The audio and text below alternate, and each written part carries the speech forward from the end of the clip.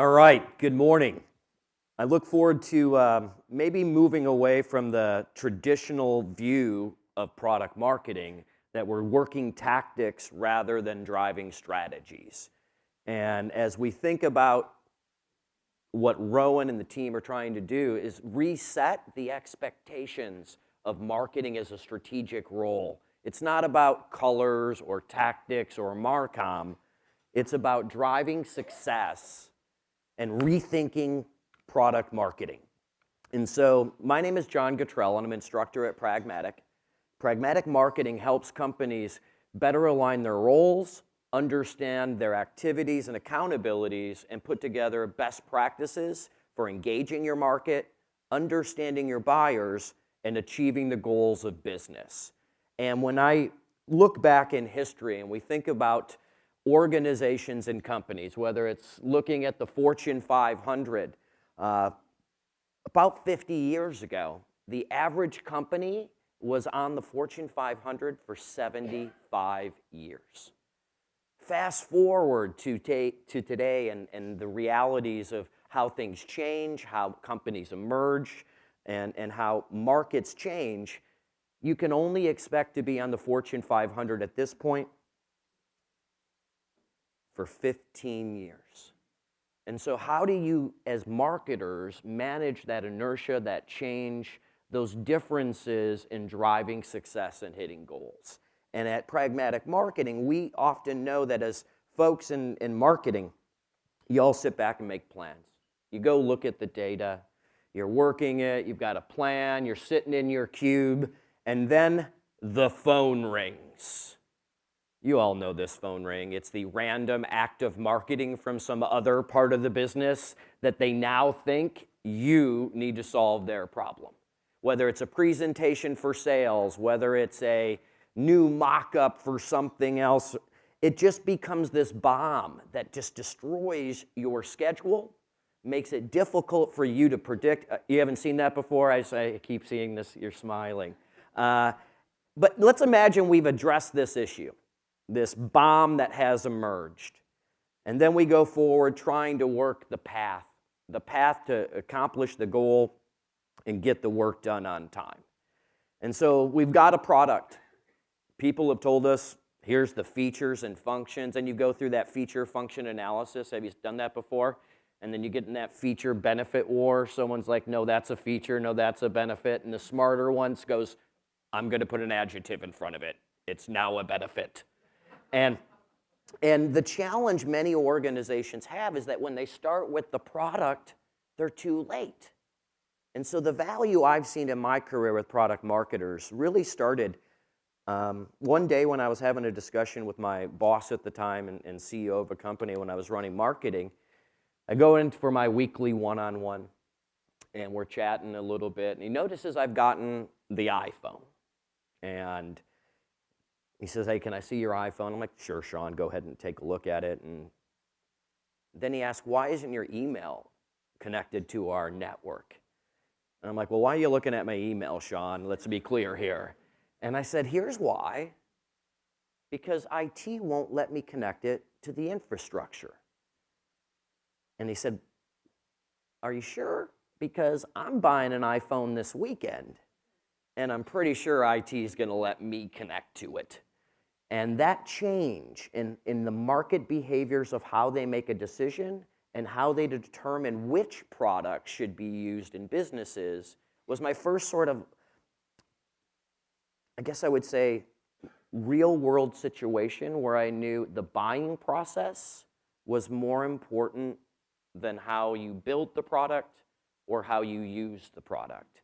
And so organizations that start with the product rather than the market needs and the people that make those decisions often take a very linear and waterfall approach. We've put the product on the shelf, and in many organizations, they think that's the hard part.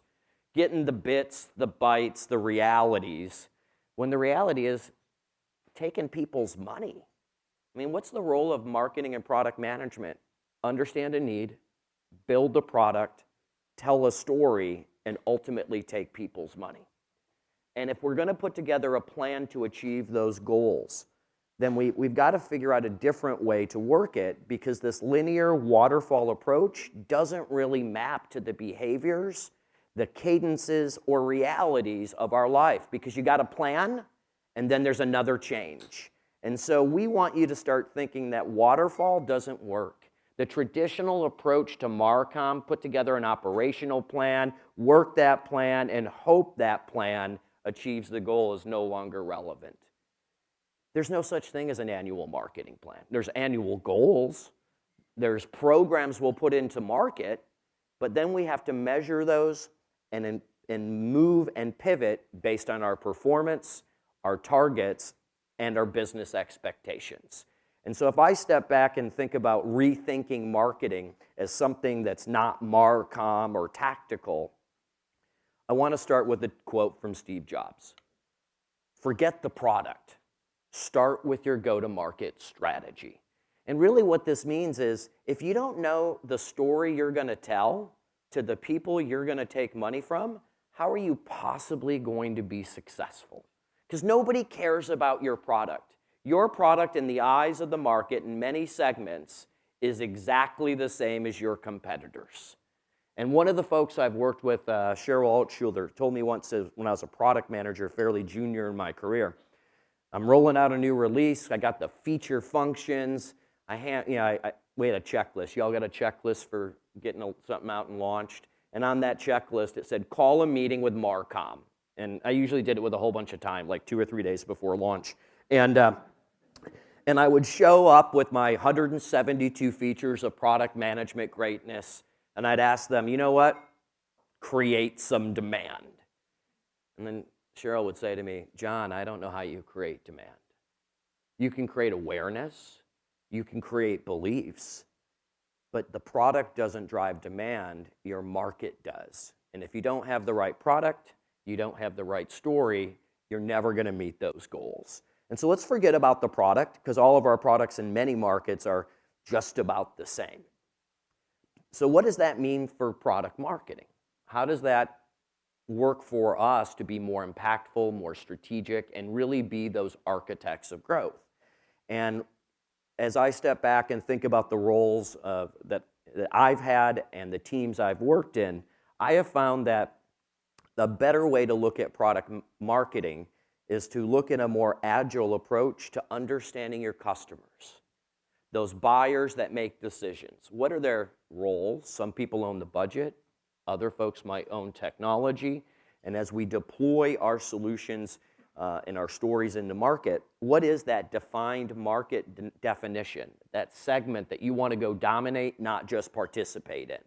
And then once we understand the market of customers, we've focused on a segment, how do you step back and use your people, but also your knowledge of the personas in the market to effectively influence the audiences you need to engage, to target them with the right messages, using the right channels, and then what processes do you have in systems to govern, to measure, and to monitor? So as we put content, programs, and initiatives out in the market, we can measure them. And based on that measurement, change our direction, slightly morph our message. And so let's now drill into this concept of agile product marketing. And I said it starts with the customer. Who are those folks that have the problem you solve? Who are those folks that make decisions in the markets for the problems you solve? And this is the starting point. Because if we don't know the people and we only know the product, like this one, the internet refrigerator. Anyone have this stupid product before I rail on it?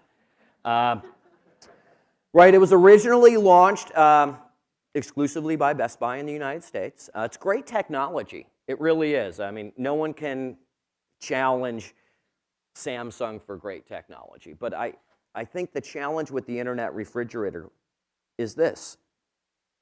Nobody thought about the market. They only thought about the technology. And you know how this actually happens. It's something we call inside-out decision making. They probably called a cross-business unit innovation summit.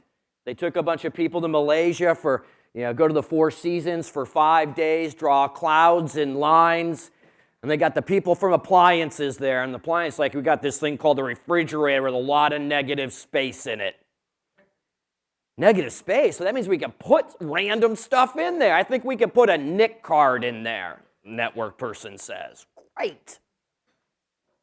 Well, what are we going to do with that? Well, we got to render it somehow. And so maybe we need to get a screen on the door, and then wham, internet refrigerator. Great technology. Horrible business plan. And so how do we start with what the market actually cares about rather than what we put on the shelf? In fact, Rowan said this earlier. One of the strategic things you can do, whether it's knowing your buyers or doing win-loss, is really getting your arms around that customer, not your product, and putting together a plan that resonates, that connects to the process steps they take, the criteria they use to make those decisions. And once we have that market knowledge, then we have to step back and say, well, I understand the market. These customers, these people, we need to influence and create beliefs. Now, how do we step back and validate, understand, and improve our execution? And so we're big fans of testing. Start small, be excellent, learn from that testing process. Whether it's a message, whether it's a channel, a way for us to build a community of interest of folks that we can reach out to. I call it the Product Marketing Council. And everyone should have a set of stakeholders inside their organization and out into the market that represent that validation point to say, did we get it right? Do we need to move it this way? And it becomes a way for us to prototype messaging, a way for us to figure out what collateral and sales tools. Just because it's on the sales kit requirement checklist doesn't mean your market cares about it.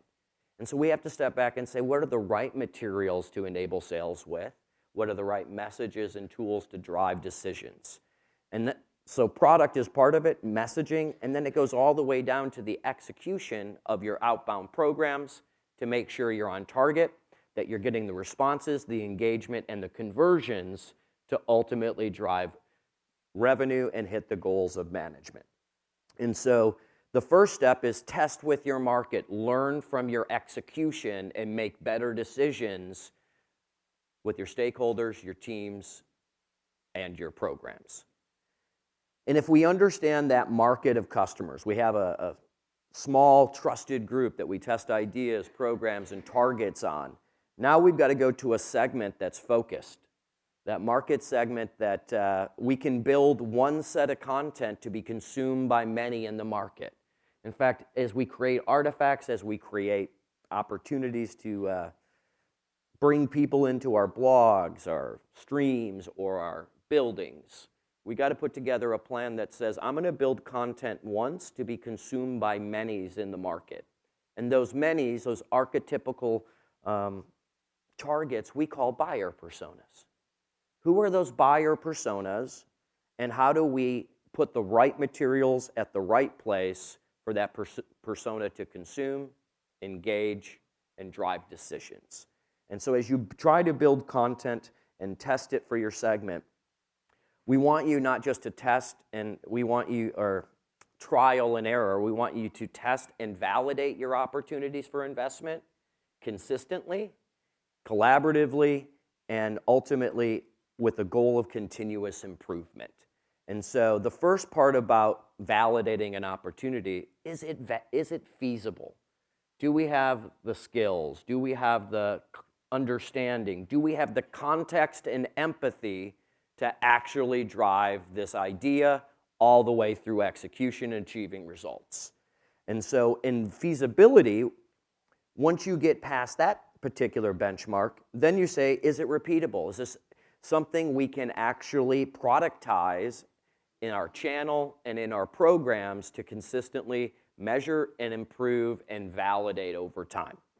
And this iterative approach is really about going back between feasibility and validation, to where we get to a point that we have the belief, understanding, and the metrics that it's not just repeatable, that it's also scalable, that we can take this best practice, these learnings, and scale it in to that market opportunity to drive growth, to hit our business goals and ultimately improve our win rates. In fact, you'll hear a little bit from some folks throughout the day, whether it's Alan Armstrong or Jeff Lash, of how you can get to a more strategic role of scaling the efforts around product management and marketing. And then once we have feasibility proven, once we've got a repeatable model that we think scales, hopefully then we can then manage the visibility, the metrics, all the way to justify our ROI. And I don't know if you folks, pretty easy to determine ROI in your business, right? It's just look at the work and look at the results. In fact, that's one of the hardest things ever.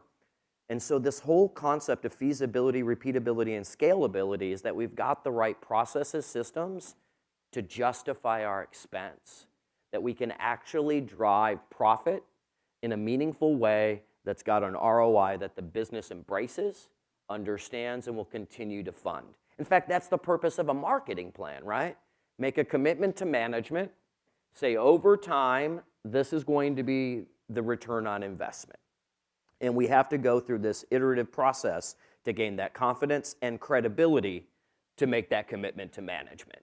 And so the next step that we need to really think about is how do we measure, metric, and optimize that execution so we can have the clarity and focus, the confidence and commitment to say, management, we don't want to just budget to do stuff. We're not asking for allowance as marketers. We're making a commitment to management to get a return on investment, so measurement is critical. And many organizations certainly deploy marketing automation tools, and those certainly help us. That's a starting point, but then you ultimately have to link it to the results in our Salesforce automation tools or our marketing, our CRM applications. Now, once we iterate and improve and get that confidence, then we have to figure out what's the right resources we need, the right targets we need to move down this path towards more agile marketing. And that brings me to the challenge many companies have is your org structure. And I don't know what your org structure looks like, but in many organizations, it's this tiered, multi-level, hierarchical situation where there's a very important C-level person at the top. And everything comes from on high. But the reality is, y'all are doing the work. You're the ones that are closest to the market with the knowledge, the expertise, and the desire to succeed in your roles and in your business.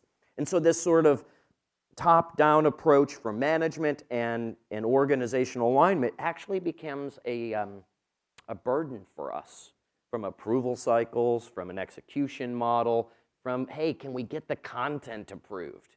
And so teams increasingly are not about tiers.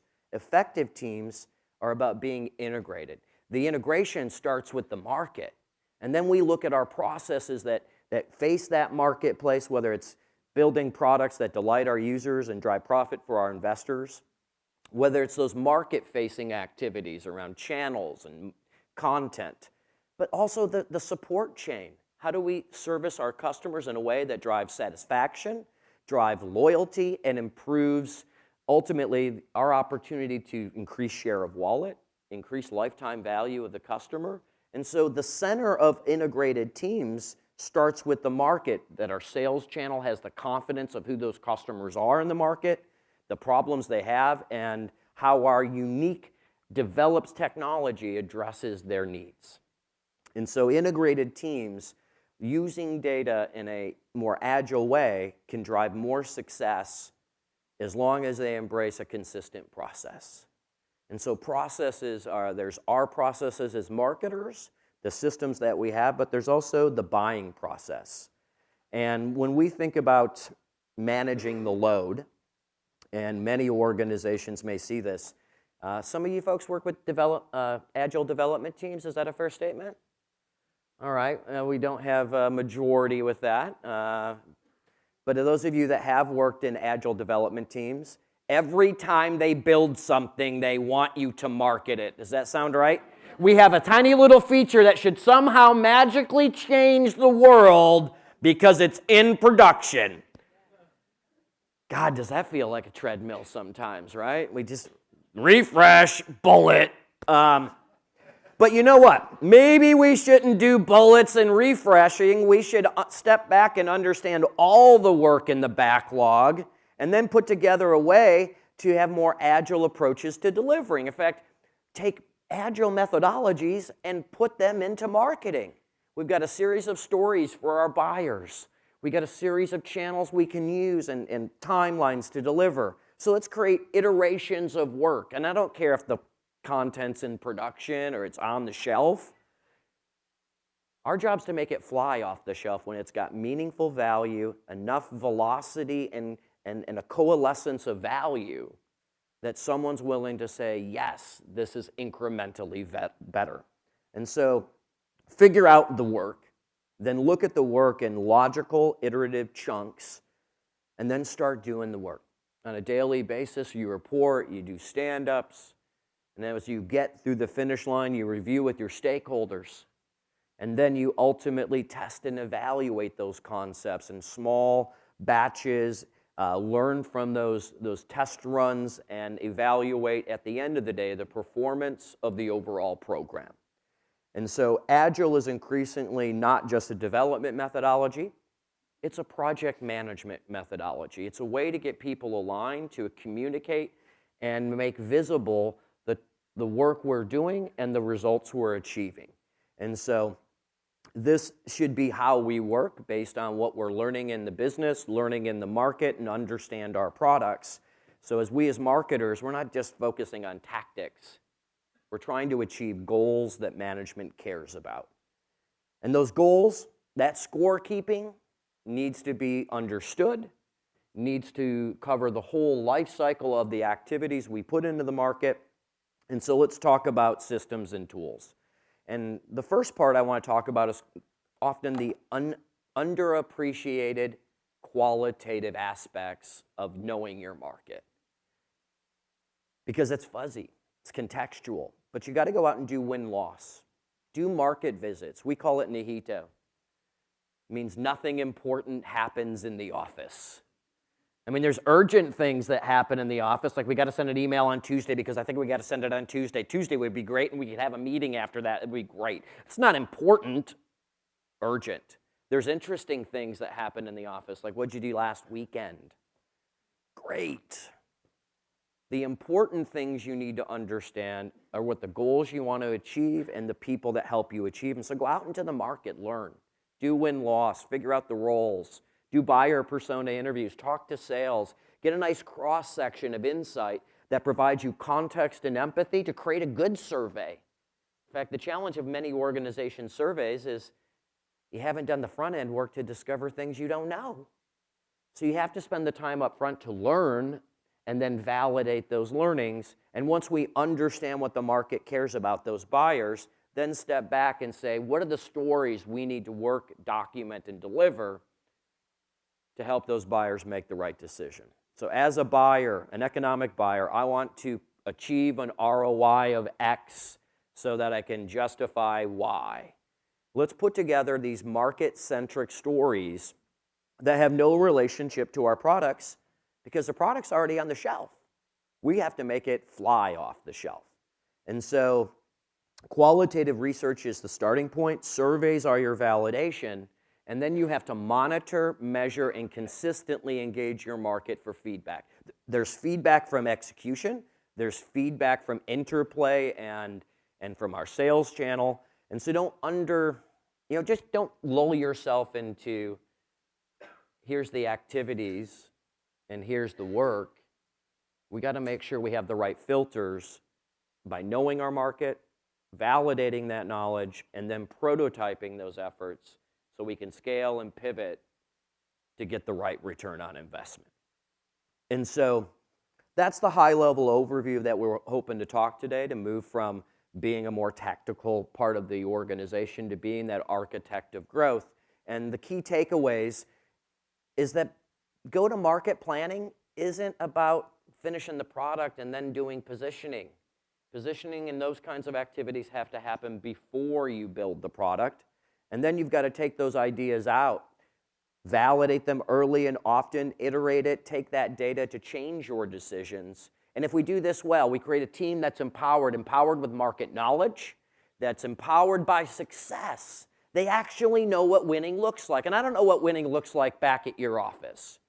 But I know in many organizations, product marketers and product managers, regardless of the title, because titles are a mess, we don't have any clear goals. We have tactics to measure. We have items we want to work. But other departments, they understand what winning looks like, don't they? I mean, sales. A salesperson comes home, they know when they've had a good day. Honey, I've had a great day. I hit quota, packed the bags. It's Dominican Republic, 5 days, 4 seasons. Your CFO, he or she knows what a great day looks like, right? Honey, I had a great day. Open a bottle of cake bread. The audit's done. I'm not going to jail. I mean, you go home, you're like, wow, I did this awesome PowerPoint. Can I please have some mac and cheese? And I want you to see that you've got a strategic role that achieves goals, and it starts with the market. And you need a framework that says, here's how we test, here's how we learn, and here's how we drive results. And that's what this iterative, more agile approach will drive scale, increase velocity, close more deals, get those blockages out of the funnel, because you're learning as you execute, not just executing to learn. Now, I want to thank you for a starting point of today's discussion. And I look forward to hopefully seeing there's some great familiar faces in the room, both companies and individuals. At Pragmatic Marketing, we help companies better understand their roles so they can be that strategic partner. Thank you for your time this morning to kick this off. Rowan and team are doing a great job, and you all have a good day, and look forward to closing it out with success with the folks here at Pragmatic, Product Marketing Community. Good job, Rowan.